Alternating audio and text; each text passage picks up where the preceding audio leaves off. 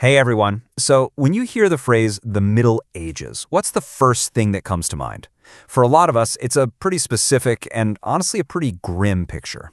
Yeah, probably something like this, right? The idea that after the Roman Empire collapsed, Europe just ground to a halt. 1,000 years of nothing. I mean, they're called the Dark Ages for a reason. It paints this picture of a world that just went backward. But what if that whole story is just not right? What if, hidden in all that supposed darkness, we can actually find the very beginnings of our modern economic world? Well, that's exactly what we're going to dig into. Okay, but here's the twist. To really get what was happening in medieval Europe, we have to start by zooming way out and looking somewhere else entirely. Because while Europe was sort of figuring things out, other parts of the world were absolutely booming. I'm talking specifically about Song Dynasty China, from about the 10th to the 13th centuries. What was happening there can only be described as an economic miracle. It was operating on a scale that was just completely off the charts compared to Europe at the time. And the scale is, well, it's just mind-blowing. Take a look at this. Around the year 1100, Song China was producing as much iron as all of Europe would be producing 600 years later. Let that sink in. 6 centuries later, on the verge of its own industrial revolution. Thanks to things like new strains of early ripening rice, their population exploded. Their cities were massive, dwarfing anything in the West. We're talking about a sophisticated economy with paper money, huge commercial fleets, the whole deal. And it wasn't just China. The Islamic world was the buzzing, vibrant hub of global trade connecting Asia, Africa, and Europe. This is where really advanced financial tools were being perfected. Things like letters of exchange, which are basically early checks, and innovative business partnerships called the Commenda. That's where an investor could back a merchant's trip for a cut of the profits. These were killer ideas that Europe would eventually adopt and run with. So with all this going on, Europe was really a sideshow, a latecomer to the party. But its own unique situation, this messy, fragmented political landscape, actually created the perfect storm for a slow, kind of awkward, but ultimately world-changing transformation. Now for centuries, Europe was stuck in feudalism. And you have to understand, this system was basically the opposite of capitalism. Your life wasn't about markets or making money, it was about the land you worked and the loyalty you owed to your lord. Wealth was land, period, not cash. But then, right around the year 1000, something started to change.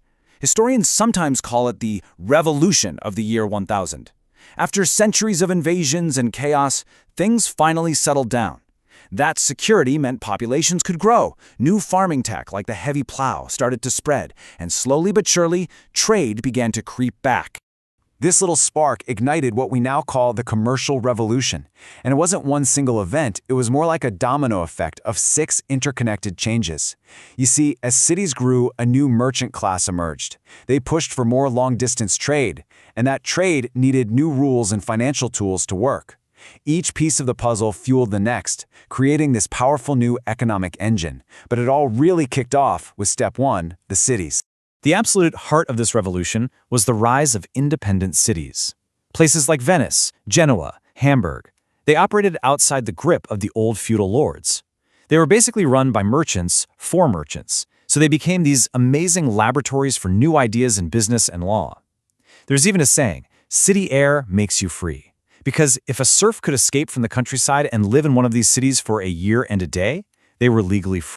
So this slow-burn revolution was chugging along. But then, in the middle of the 14th century, an absolute catastrophe hit.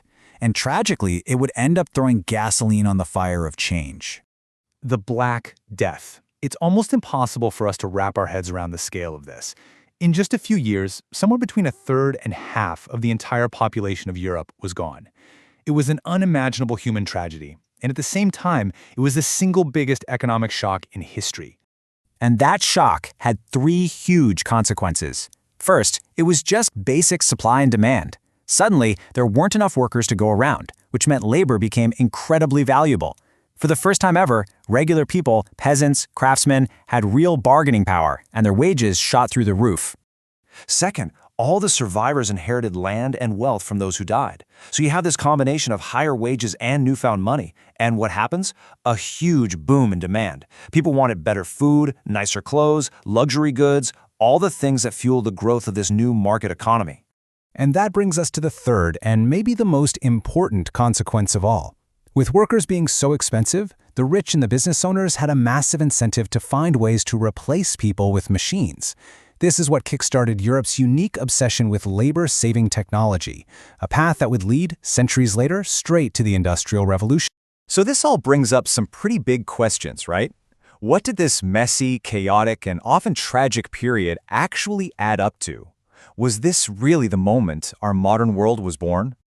Let's tackle the biggest one first. Can we actually say that capitalism was invented back in the Middle Ages? Well, the answer seems to be a classic yes and no. On the one hand, yeah, you can see the seeds. The core mindset of using money to make more money, that definitely started here. And they came up with crucial inventions like the permanent company, a business that was its own legal entity and could outlive its founders. That was a game changer for long-term investment. But on the other hand, no. This was all still happening on the fringes. Most of Europe was still farmland, and the old feudal aristocrats wanted nothing to do with this new merchant world.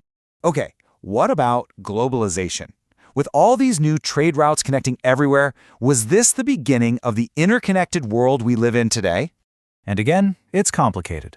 You could say yes, because trade networks were definitely stretching farther and getting busier than ever before. People were becoming more aware of faraway places. But it wasn't some straight line of progress. For example, when the Mongol Empire collapsed, huge trade routes just vanished. And for the average person, these connections didn't really change their daily life. So the world was getting more connected, for sure, but it wasn't truly global yet. Which really leads us to this final, really important point. The modern economic world wasn't inevitable. Europe didn't have some natural advantage. In a lot of ways, its society was completely hostile to these changes. The world we have today is the result of a strange, messy, and totally unpredictable series of events: political chaos, independent cities, and a devastating plague. It wasn't the Dark Ages. It was the strange, unexpected, and accidental dawn of our world. So what does it change for you, knowing that the world we live in wasn't destiny, but was really just an accident of history?